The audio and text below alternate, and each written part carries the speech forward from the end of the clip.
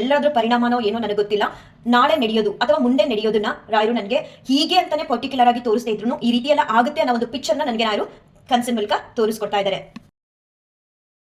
ಶ್ರೀ ಗುರು ರಾಘವೇಂದ್ರಾಯ ನಮಃ. ವಿಡಿಯೋ ನೋಡ್ತಿರೋ ಎಲ್ಲರಿಗೂ ನಾನು ನಮಸ್ಕಾರಗಳನ್ನ ತಿಳಿಸ್ತಾ, ಇವತ್ತಿನ ವಿಡಿಯೋದಲ್ಲಿ ಆಧ್ಯಾತ್ಮಿಕ ಹಾದಿಲಿ ನನಗೆ ನನ್ನ ಬದುಕಲ್ಲಿ ಆಗ್ತಿರುವಂತಹ ಬೆಳವಣಿಗೆಗಳನ್ನ ಈ ವಿಡಿಯೋ ಮೂಲಕ ತಿಳಿಸ್ತಾ ಇದ್ದೀನಿ. ನಾನು ರಾಯರನ್ನ ಪೂಜಿಸೋದಕ್ಕೆ ಶುರು ಮಾಡಿ ಆಲ್ಮೋಸ್ಟ್ 2.5 ವರ್ಷ ಆಯ್ತಾ ಬಂತು. ಈ ಡಿಸೆಂಬರ್ ಬಂದರೆ 3 ವರ್ಷ ಆಗುತ್ತೆ. ಸ್ಟಾರ್ಟಿಂಗ್ ಎಲ್ಲ ತುಂಬ ಸಿಂಪಲ್ ಆಗಿ ಮನೇಲಿ ಪೂಜಿಸ್ತಾ ಇದ್ದೆ. ಆಮೇಲೆ ನನಗೆ ಎಷ್ಟೋ ತಿಂಗಳುಗಳು ತಗೊಳ್ತು ರಾಯರಿಗೆ ಒಂದು ಗಂಧ ಇಡೋದಕ್ಕೆ. ನನ್ನ ಹತ್ರ ದುಡ್ಡಿದ್ರೂ ಕೂಡ ರಾಯರಿಗೆ ಒಂದು ತುಳಸಿ ಮಾಲೆ ತಂದು ಹಾಕೋದಕ್ಕೆ. ಯಾಕಂದರೆ ಎಲ್ಲವೂ ಕೂಡ ರಾಯರ ಇಚ್ಛೆ ಮತ್ತು ರಾಯರ ಅನುಗ್ರಹ ಆಗಿರುತ್ತೆ. ರಾಯರ ಅನುಗ್ರಹ ಇಲ್ಲದೆ ನಾವೇನೂ ಕೂಡ ಮಾಡೋದಕ್ಕೆ ಆಗಲ್ಲ. ಇವತ್ತು ದೇವ್ರ ಮನೆ ಮತ್ತು ದೇವರು ಅಂತ ಅಂದೇ ಇರೋಳು ಯಾವಾಗಲೂ ಕೂಡ ದೇವ್ರಿಗೆ ಅಂತ ಹೇಳಿ ಬೆಳಗ್ಗೆನೆ ಬೇಗ ಎದ್ದು, ಅದರಲ್ಲೂ ರಾಯರ ಸೇವೆ ಅಂತ ಹೇಳಿ ನಾನು ಎಷ್ಟೋ ಸಲ ಮೂವಿ ನೋಡಿ ಲೇಟಾಗಿ ಮಲ್ಕೊಂಡಾಗ ನನ್ನ ಕೈಲಿ ಎದ್ದೇಳೋದಕ್ಕೆ ಆಗಲ್ಲ. ಎದ್ದಾಗ ನನ್ನ ಕಣ್ಣೆಲ್ಲ ತುಂಬ ಊದ್ಕೊಂಡಂಗಿರುತ್ತೆ. ಆದರೆ ಪ್ರತಿನಿತ್ಯ ರಾಯರ ಸೇವೆಗೆ ಅಂತ ಎದ್ದಾಗ ಯಾವತ್ತೂ ಕೂಡ ನನಗೆ ಕಣ್ಣು ಊದ್ಕೊಳ್ಳೋದಾಗ್ಲಿ ಸುಸ್ತಾಗೋದಾಗ್ಲಿ ಎಲ್ಲೂ ಕೂಡ ಆಗಲ್ಲ. ಅಂತಹ ಒಂದು ಶಕ್ತಿನ ರಾಯರು ನನಗೆ ತುಂಬ್ತಿದ್ದಾರೆ. ಇದು ಮೊದಲನೇದಾದ್ರೆ. ಇನ್ನು ಹೇಗೆ ಮಾಡಬೇಕು ಪೂಜೆನ, ಹೀಗೆ ಮಾಡಬೇಕಾ? ಕೆಲವ್ರು ಹೇಳ್ತಾರೆ ಹೀಗೆ ಮಾಡೋದು ತಪ್ಪು, ಹೀಗೆ ಮಾಡಬೇಕು, ಇಲ್ಲಾಂದರೆ ದೋಷ ಬರುತ್ತೆ, ಹಾಗೆ ಹೀಗೆ ಅಂತ ಎಲ್ಲ ಹೇಳ್ತಾರೆ. ನಾನು ಹೇಳಿರೋದನ್ನ ಕೇಳಿದ್ದೀನಿ ಕೂಡ. ಆದರೆ ನನ್ನ ಬದುಕಲ್ಲಿ ನನಗೆ ಆಧ್ಯಾತ್ಮಿಕ ಜೀವನದಲ್ಲಿ ಆಗ್ತಿರೋ ಬೆಳವಣಿಗೆಯಲ್ಲಿ ಮೊದಲು ಹೇಗೆ ಪೂಜಿಸ್ಬೇಕು ಅಂತ ಸತ್ಯವಾಗ್ಲೂ ಗೊತ್ತಿರಲಿಲ್ಲ.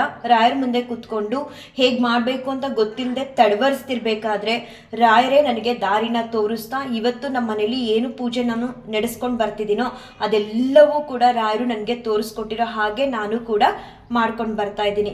ನಾವು ಮೊದಲನೇದಾಗಿ ಭಕ್ತಿ ಅನ್ನೋದನ್ನ ಬೆಳೆಸ್ಕೊಂಡಾಗ ಮಾತ್ರ ಇದೆಲ್ಲ ಸಾಧ್ಯ ಆಗುತ್ತೆ. ಇದೆಲ್ಲ ಅಂದರೆ ಏನಂದರೆ, ನನಗೆ ಇವತ್ತಿಗೂ ಹೇಳ್ತಾ ಇದ್ದೀನಿ, ನನ್ನ ಬದುಕಲ್ಲಿ ಏನು ನಡೆಯುತ್ತೆ ಅನ್ನೋದನ್ನ 12 ದಿನಕ್ಕೂ ಮುಂಚೆ ತೋರಿಸ್ಕೊಡ್ತಾರೆ ರಾಯರು.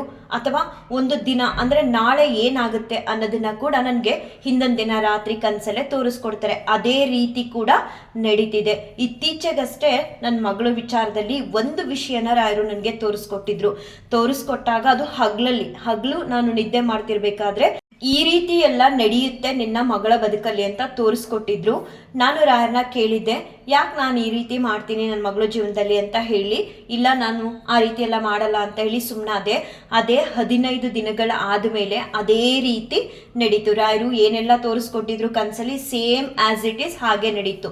ಸರಿ, ನಾನು ರಾಯರನ್ನ ಕೇಳಿದೆ, ಅಲ್ಲಪ್ಪ ಈ ರೀತಿ ಎಲ್ಲ ಆಗೋದಕ್ಕೆ ಕಾರಣ ಏನು, ನನಗೆ ತೋರಿಸ್ಕೊಡ್ಲೇಬೇಕು ನೀವು ಅಂತ ಕೇಳ್ಕೊಂಡಾಗ್ಲೂ ಕೂಡ ಅದೇ ದಿನ ರಾತ್ರಿ ಕನಸಲ್ಲಿ ಅವಳ ಬದುಕಲ್ಲಿ ಏನು ನಡೆದಿತ್ತು ಘಟನೆ, ಅದು ನಡೆಯೋದಕ್ಕೆ ಕಾರಣ ಯಾರು ಅನ್ನೋದಕ್ಕಿಂತ ಕಾರಣ ಏನು ಅನ್ನೋದನ್ನ ರಾಯರು ನನಗೆ ತೋರಿಸ್ಕೊಟ್ರು. ನಾನು ಕೂಡ ರಾಯರ ಹತ್ರ ಕೇಳಿದ್ದು ಕಾರಣ ಏನು, ಯಾಕಾಯ್ತು, ಯಾವುದರಿಂದ ಆಯ್ತು ಅಂತ ಕೇಳ್ಕೊಂಡಿದ್ದೆ. ಅದಕ್ಕೆ ಸರಿಯಾದ ಒಂದು ಉತ್ತರನ ನನಗೆ ಕನಸಲ್ಲಿ ತೋರಿಸ್ಕೊಟ್ರು. ಅದಾದ್ಮೇಲೆ ಇದೇ ರೀತಿ ತುಂಬಾ ವಿಚಾರಗಳಲ್ಲಿ ನಾಳೆ ದಿನ ಏನ್ ನಡೆಯುತ್ತೆ ಅನ್ನೋದನ್ನ ತೋರಿಸ್ಕೊಡ್ತಾರೆ. ಇವತ್ತು ಕೂಡ ಅಂಥದ್ದೇ ಒಂದು ಘಟನೆ ನಡೀತು. ನಿನ್ನೆ ರಾತ್ರಿ ನನಗೆ ಏನು ತೋರಿಸ್ಕೊಟ್ಟಿದ್ರು ಅದು ಸಂಜೆ ಆಯ್ತಾ ಬಂತು. ನಾನು ಮನ್ಸಲ್ಲಿ 2-3 ಬಾರಿ ಅನ್ಕೊಂಡೆ. ನೋಡಿದ್ರೆ ಸಂಜೆ ಆದಮೇಲೆ ಅದೇ ಘಟನೆ ನಡೀತು. ಬೆಳಗ್ಗೆಯಿಂದ ಏನು ನನಗೆ ರಾತ್ರಿ ತೋರಿಸಿದ್ದು ಕಾಣಿಸ್ಲೇ ಇಲ್ವಲ್ಲ, ಆ ರೀತಿ ನಡಿಲೇ ಇಲ್ವಲ್ಲ ಅಂತ ಅನ್ಕೊಳ್ತಿದ್ದೆ. ಬಟ್ 6 ಗಂಟೆ ಒಳಗಡೆನೆ ನಿನ್ನೆ ರಾತ್ರಿ ಕನಸಲ್ಲಿ ಏನು ತೋರಿಸ್ಕೊಟ್ಟಿದ್ರು ನಾಳೆ ಇಂಥದ್ದು ನಡೆಯುತ್ತೆ ಅಂತ ಅದೇ ನಡೀತು. ಇದೊಂದೇ ಅಲ್ಲ, ಸಾಕಷ್ಟು ವಿಚಾರಗಳನ್ನ ನಾನು ರಾಯರ ಮುಂದೆ ಕೂತು ಕೇಳ್ದಾಗ ಈ ರೀತಿ ನನಗೆ ಗೊತ್ತಾಗ್ತಿಲ್ಲ, ನೀವು ದಾರಿ ತೋರಿಸ್ಬೇಕು ಅಂತ ಕೇಳ್ಕೊಂಡಾಗೆಲ್ಲವೂ ಕೂಡ ರಾಯರು ನನಗೆ ಕನಸಲ್ಲಿ ಎಲ್ಲವನ್ನೂ ಕೂಡ ಈ ರೀತಿ ನಡೆಯುತ್ತೆ ಅನ್ನೋದನ್ನ ತೋರಿಸ್ಕೊಡ್ತಾ ಇದ್ದಾರೆ. ಇದು ಎಲ್ಲವೂ ಕೂಡ ನನ್ನ ಬದುಕಲ್ಲಿ ಸಾಧ್ಯ ಆಗ್ತಿರೋದು ರಾಯರಿಂದ ಮಾತ್ರ. ರಾಯರು ಯಾವಾಗ ಬಂದರು, ರಾಯರ ಮುಂದೆ ನಾನು ಯಾವಾಗ ಕೂತ್ಕೊಳ್ಳೋದಕ್ಕೆ ಶುರು ಮಾಡಿದೆ, ನನಗೆ ಮುಂಚೆನೂ ಅಷ್ಟೇ ರಾಯರಂದರೆ ಯಾರು, ರಾಯರಿಗೆ ಯಾವ ಶ್ಲೋಕಗಳನ್ನ ಹೇಳಬೇಕು ಅಂತ ಸತ್ಯವಾಗ್ಲೂ ಗೊತ್ತಿರಲಿಲ್ಲ. ಒಂದೊಂದೇ ನಾನು ಕಲಿತಾ ಬಂದೆ. ಇವತ್ತಿಗೂ ಕೂಡ ನಾನು ರಾಯರ ಮುಂದೆ ಕೂತ್ಕೊಂಡ್ರೆ 1.5 hour ತಗೊಳುತ್ತೆ ಟೈಮು. ಎಲ್ಲ ಶ್ಲೋಕಗಳನ್ನ ಹೇಳೋದಕ್ಕೆ ನನಗೆ ಅಷ್ಟು ಸಮಯ ಬೇಕು. ನಾನು ಅಷ್ಟೇ ಒಂದು ದಿನ ಕೂಡ ನಾನು ಯಾಕೆ ಬೇಗ ಎದ್ದು ರಾಯರ ಸೇವೆ ಮಾಡಬೇಕು, ಒಂದು ಕ್ಷಣ ಕೂಡ ನನಗೆ ಅನಿಸಿಲ್ಲ. ಎಷ್ಟು ಸಮಯ ಬೇಕಾದರೂ ರಾಯರ ಮುಂದೆ ಕೂತ್ಕೊಂಡು ಕಲಿತೀನಿ. ಅಷ್ಟು ಮಾತ್ರ ಅಲ್ಲ, ಈ ರೀತಿ ಶ್ಲೋಕಗಳು ಗುರುಸ್ತೋತ್ರ ಎಲ್ಲ ಕಲಿಸೋದ್ರ ಜೊತೆಗೆ ರಾಯರು ನನಗೆ ಇತ್ತೀಚೆಗಷ್ಟೇ ನಡೆದಿದ್ದು ಏನಂದರೆ ನನ್ನ ಮಗಳು ಲಲಿತಾ ಸಹಸ್ರನಾಮನ ಸಂಪೂರ್ಣವಾಗಿ ಕಲಿಯೋದಕ್ಕೆ ಅಂತಲೇ ಕ್ಲಾಸ್ಗೆ ಸೇರಿದ್ದು ಕರೋನಾ ಟೈಮಲ್ಲಿ. ಅವಳು ಕಲಿಯುವಾಗ ನನಗೆ ಮನಸ್ಸಿರಲಿಲ್ಲ ಕಲಿಯೋದಕ್ಕೆ. ನನಗೆ ಇತ್ತೀಚೆಗೆ ರಾಯರನ್ನ ಪೂಜಿಸೋದಕ್ಕೆ ಶುರು ಮಾಡಿದ್ಮೇಲೆ ನಾನು ಒಂದ್ಸಲ ಕೇಳ್ಕೊಂಡಿದ್ದೆ, ನನಗೂ ಹೇಳ್ಕೊಡು ಅಂತ. ಹೇಳ್ಕೊಡ್ತಾ ಇದ್ಲು, ಬಟ್ ಅಷ್ಟು ಸ್ಪಷ್ಟತೆ ಅನ್ನೋದು ನನಗೆ ಬರ್ತಿರ್ಲಿಲ್ಲ. ಕೊನೆಯವರೆಗೂ ಅಂತೂ ನಾನು ಹೇಳೋದಕ್ಕೆ ಸಾಧ್ಯ ಆಗ್ತಿರ್ಲಿಲ್ಲ, ಕೆಲವೊಂದ್ಸಲ ಮಿಸ್ಟೇಕ್ ಆಗೋದು. ಇವಾಗ ಹೋದ್ವಿ ಏಕಾದಶಿ ಆಯ್ತಲ್ಲ, ಅದೇ ಯೋಗಿನಿ ಏಕಾದಶಿ. ಆ ದಿನ ನಾನು ಫುಲ್ ಉಪವಾಸದಲ್ಲಿದ್ದೆ, ನೀರು ಕೂಡ ಕುಡ್ದಿರ್ಲಿಲ್ಲ.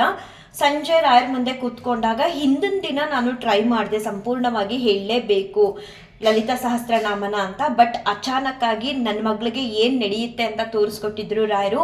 12 ದಿನಕ್ಕೂ ಮುಂಚೆ ಆ ಘಟನೆ ನಡೆದೋಯ್ತು. ನಾನು ಅವತ್ತು ಅದನ್ನೇ ಥಿಂಕ್ ಮಾಡ್ತಾ ಲಲಿತಾ ಸಹಸ್ರನಾಮ ಹೇಳೋದಕ್ಕೆ ಸಾಧ್ಯ ಆಗಲಿಲ್ಲ. ನೆಕ್ಸ್ಟ್ ಡೇ ಯೋಗಿನಿ ಏಕಾದಶಿ ಇತ್ತು. ಅವತ್ತು ರಾಯರ ಮುಂದೆ ಕುತ್ಕೊಂಡು ಫಾಸ್ಟಿಂಗ್ ಕೂಡ ಇದ್ದೆ. ಸುಮ್ಮನೆ ಹೇಳಬೇಕು ಅಂತ ಟ್ರೈ ಮಾಡಿದೆ. ನನಗೆ ಅನ್ಸೋದಕ್ಕೆ ಶುರು ಆಯಿತು, ನನ್ನ ಮೇಲೆ ಏನಾದರೂ ದೇವ್ರು ಬಂದುಬಿಡ್ತಪ್ಪ ಅಂತ. ಯಾಕಂದರೆ ಎಷ್ಟು ನೀಟಾಗಿ ಹೇಳಿದೆ ಅಂದರೆ, ಕಂಪ್ಲೀಟಾಗಿ ಹೇಳಿದ ದಿನ ಅಂದರೆ ಯೋಗಿನಿ ಏಕಾದಶಿ ದಿನ. ನಂಗೆ ತುಂಬ ಖುಷಿ ಆಯಿತು. ಎಲ್ಲವೂ ಕೂಡ ಸಾಧ್ಯ ಮಾಡ್ತಾರೆ ರಾಯರು. ರಾಯರನ್ನ ನಂಬಿದಾಗ, ರಾಯರಿಗೆ ಸಮಯ ಕೊಟ್ಟಾಗ, ಅವ್ರ ಮುಂದೆ ನಾವು ಮಕ್ಕಳ ಹಾಗೆ ಕೂತಾಗ ಪ್ರತಿಯೊಂದನ್ನು ನನಗಂತೂ ಕಲಿಸ್ತಾನೆ ಬರ್ತಿದ್ದಾರೆ. ಇವತ್ತಿಗೂ ಕೂಡ ಲಲಿತಾ ಸಹಸ್ರನಾಮನ ಒಂಚೂರು ಎಲ್ಲೂ ಕೂಡ ತಪ್ಪಿಲ್ಲದೆ, ಎಲ್ಲೂ ಕೂಡ ಕಲ್ತೋಳಲ್ಲ. ನನ್ನ ಮಗಳ ಹತ್ರ ಹೇಳಿಸ್ಕೊಳ್ಳೋದಕ್ಕೆ ಮುಂಚೆ ಟ್ರೈ ಮಾಡಿದ್ದೆ, ಬಟ್ ಅಷ್ಟು ಸ್ಪಷ್ಟತೆ ಅನ್ನೋದು ನನಗೆ ಬರ್ತಿರ್ಲಿಲ್ಲ. ಇವಾಗ ಹೇಳ್ತಾ ಬರ್ತಿದ್ದೀನಿ. ಮತ್ತೆ ಇನ್ನೊಂದು ಯೋಚನೆ ಮಾಡಿದೆ ಅವತ್ತು, ಏನು ಯಾವತ್ತೂ ಹೇಳದೆ ಇರೋಳು ಹೇಳೋದಕ್ಕೆ ಅಂತ ಕೂತ್ಕೊಂಡಾಗ ಇಷ್ಟು ಸ್ಪಷ್ಟವಾಗಿ ನಾನು ಹೇಳ್ಬಿಟ್ನಲ್ಲ ಅಂತ ಖುಷಿ ಆಯಿತು. ಅದರ ನೆಕ್ಸ್ಟ್ ಡೇಗೆ ಆಷಾಢ ಶುರುವಾಯಿತು. ಅಂದರೆ ಆಷಾಢ ಮಾಸದಲ್ಲಿ ನಾನು ಲಲಿತಾ ಸಹಸ್ರನಾಮನ ಹೇಳಬೇಕು ಅನ್ನೋದು ರಾಯರ ಇಚ್ಛೆ ಆಗಿತ್ತೋ ಏನೋ ನನಗಂತೂ ತಿಳಿದು. ಬಟ್ ಏನೇ ಆದರೂ ಅದು ರಾಯರಿಂದ ಅಂತ ನಾನು ನಂಬ್ತೀನಿ. ಇವಾಗ ಮನೇಲಿ ಪ್ರತಿನಿತ್ಯ ನಾನು ಲಲಿತಾ ಸಹಸ್ರನಾಮನ ಹೇಳೋ ರೀತಿ ರಾಯರು ಮಾಡಿದ್ದಾರೆ. ಅದ್ರ ಜೊತೆಗೆ ಹನುಮಾನ್ ಚಾಲೀಸ್ ಕೂಡ ಪ್ರತಿನಿತ್ಯ ಹೇಳ್ತಾ ಬರ್ತಾ ಇದ್ದೀನಿ. ಇದರೆಲ್ಲದ್ರ ಪರಿಣಾಮನೋ ಏನೋ ನನಗೆ ಗೊತ್ತಿಲ್ಲ. ನಾಳೆ ನಡೆಯೋದು ಅಥವಾ ಮುಂದೆ ನಡೆಯೋದನ್ನ ರಾಯರು ನನಗೆ ಹೀಗೆ ಅಂತಾನೆ ಪರ್ಟಿಕ್ಯುಲರ್ ಆಗಿ ತೋರಿಸ್ತಾ ಇದ್ರು. ಈ ರೀತಿಯೆಲ್ಲ ಆಗುತ್ತೆ ಅನ್ನೋ ಒಂದು ಪಿಕ್ಚರ್ನ ನನಗೆ ರಾಯರು ಕನಸಿನ ಮೂಲಕ ತೋರಿಸ್ಕೊಡ್ತಾ ಇದ್ದಾರೆ. ನಾನು ಯಾವಾಗಲೂ ರಾಯರ ಹತ್ರ ಕೇಳ್ಕೊಳ್ಳೋದು, ನನ್ನಲ್ಲಿ ಆಗ್ತಿರುವಂತಹ ಬದಲಾವಣೆಗಳು ಎಲ್ಲರಲ್ಲೂ ಕೂಡ ಆಗಬೇಕು. ಆಗ ಅವ್ರ ಕಷ್ಟಗಳೆಲ್ಲ ದೂರ ಆಗಿ ಅವರೂ ಕೂಡ ನೆಮ್ಮದಿಯಿಂದ ಇರ್ತಾರಪ್ಪ ಅಂತ ಪ್ರತಿ ಸಲ ರಾಯರ ಹತ್ರ ಬೇಡ್ಕೊಳ್ತೀನಿ. ಎಷ್ಟೋ ಜನ ಇವತ್ತಿಗೂ ರಾಯರನ್ನ ತುಂಬ ದಿನದಿಂದ ಪೂಜಿಸ್ತಿದ್ದೀವಿ, ನಮಗೆ ಅವ್ರ ಅನುಗ್ರಹ ಆಗಿಲ್ಲ ಅಂತಾರೆ. ಅದೇನೋ ನನಗೆ ಗೊತ್ತಿಲ್ಲ. ನನಗಂತೂ ರಾಯರು ಮುಂದೆ ಏನು ನಡೆಯುತ್ತೆ, ನಾನು ಒಂದು ಕ್ಷಣ ನನಗೆ ಈ ಥರ ಆಗ್ತಿದೆ ಅಂತ ರಾಯರ ಮುಂದೆ ಕೂತಾಗ ಪ್ರತಿ ಸಲ ನನಗೆ ಸ್ಪಂದಿಸ್ತಿದ್ದಾರೆ. ಇದೆಲ್ಲದಕ್ಕೂ ಕಾರಣ ಅವರ ದಯೆ, ಅವರ ಅನುಗ್ರಹ, ಅವ್ರ ಕರುಣೆ ನನ್ನ ಮೇಲೆ ಇರೋದ್ರಿಂದ. ಯಾವುದೂ ಕೂಡ ಅವ್ರ ಕರುಣೆ ಅನ್ನೋದು ಇಲ್ಲದೆ ಸಾಧ್ಯ ಆಗಲ್ಲ. ಇವಾಗ ನಾನು ಯಾರು, ರಾಯರು ಬಂದರು, ಅವ್ರನ್ನ ಪೂಜಿಸೋದಕ್ಕೆ ಶುರು ಮಾಡಿದೆ. ಆ ಪೂಜಿಸೋ ರೀತಿ ವಿಧಾನ ಕೂಡ ನನಗೆ ತಿಳಿದು, ಆದರೂ ನನಗೆ ತಿಳಿದ ಹಾಗೆ ರಾಯರು ತೋರಿಸ್ಕೊಟ್ಟ ದಾರಿಲಿ ನಡೀತಾ ಬಂದೆ. ಸಾಕಷ್ಟು ಹೇಳೋದಕ್ಕೆ ಅಸಾಧ್ಯ ಅಷ್ಟು ಬದಲಾವಣೆಗಳನ್ನ ನನ್ನಲ್ಲಿ ತಂದಿದ್ದಾರೆ. ಎಷ್ಟೋ ಬಾರಿ ನಾನು ರಾಯರ ಮುಂದೆ ಕೂತಾಗ ಕಣ್ತುಂಬ ನೀರನ್ನ ತುಂಬ್ಕೊಬಿಡ್ತೀನಿ ಸಂತೋಷಕ್ಕೆ. ಯಾಕಂದರೆ ಅವ್ರು ಏನು ತೋರಿಸ್ಕೊಟ್ಟಿರ್ತಾರೆ ಅದೇ ನಡೆಯುತ್ತೆ ಸಾಮಾನ್ಯವಾಗಿ. ಮತ್ತು ನನಗೇನಾದರೂ ತೊಂದರೆ ಅಪ್ಪ ಈ ರೀತಿ ಆಗ್ತಿದೆ ಅಂತ ಹೇಳೋದಕ್ಕೂ ಮುಂಚೆ ಎಷ್ಟೋ ಸಲ ನನ್ನ ಮನಸ್ಸಲ್ಲಿರೋದು ಅವ್ರಿಗೆ ಅರ್ಥ ಆಗಿ ಅದನ್ನು ಸಾಲ್ವ್ ಮಾಡಿಕೊಟ್ಟಿರ್ತಾರೆ. ನಿಜವಾಗ್ಲೂ ರಾಯರನ್ನ ಪಡೆಯೋದಕ್ಕೆ ನಾನು ಪುಣ್ಯ ಮಾಡಿದ್ದೆ ಅಂತ ಅನಿಸುತ್ತೆ. ಪ್ರತಿಯೊಬ್ಬರಿಗೂ ನಾನು ಹೇಳೋದು, ರಾಯರನ್ನ ಪೂಜಿಸ್ತಿದ್ದೀವಿ ಅಂದರೆ ಮಾತ್ರ ಸಾಧ್ಯ ಆಗಲ್ಲ. ಅವ್ರಿಗೆ ನೀವು ಸಮಯನ ಕೊಡಬೇಕು. ನಾವು ಯಾರ್ಯಾರ ಜೊತೆನೋ ಗಂಟೆಗಟ್ಟಲೆ ಟೈಮ್ ಕೊಟ್ಟು ನಮ್ಗೆ ಉಪಯೋಗ ಬರಲ್ಲ, ನಮ್ಮ ಕಷ್ಟಗಳು ಸರಿ ಮಾಡಿಕೊಡಲ್ಲ ಯಾರು ಕೂಡ. ಆದರೆ ಅಂಥವ್ರಿಗೆ ಸಮಯನ ಕೊಡ್ತೀವಿ, ರಾಯರಿಗೆ ಸಮಯನ ಕೊಡಲ್ಲ. ಗುರುವಾರ ಬಂತು ಅಂದರೆ ಮಾತ್ರ ನಾವು ರಾಯರನ್ನ ಮನೇಲಿ ಪೂಜಿಸ್ತಿದ್ದೀವಿ, ಬಟ್ ರಾಯರಿಂದ ಏನೂ ಆಗ್ತಿಲ್ಲ ಅಂತ ಹೇಳ್ತಿರಲ್ಲ, ಅಂಥವರು ಪ್ರತಿನಿತ್ಯ ರಾಯರಿಗೆ ಸ್ವಲ್ಪನಾದರೂ ಸಮಯ ಕೊಟ್ಟು, ಏನು ಶ್ರೀ ರಾಘವೇಂದ್ರಾಯ ನಮಃ ಅಂತ ಬರುತ್ತಲ್ಲ, ಅದೊಂದೇ ಸಾಕು ಅವ್ರ ನಾಮ ಮಂತ್ರ.